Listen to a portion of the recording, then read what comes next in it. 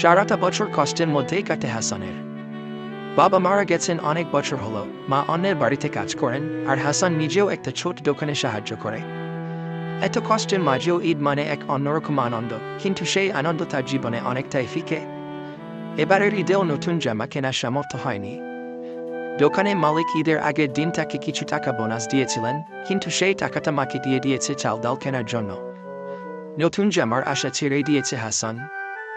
ঈদের দিন সকালে পাড়া প্রতিবেশীরা সবাই নতুন কাপড় পরে ঈদের নামাজে গেল। হাসান নামাজে গেল তার পুরনো রং উঠে যাওয়া পাঞ্জাবি গায়ে দিয়ে।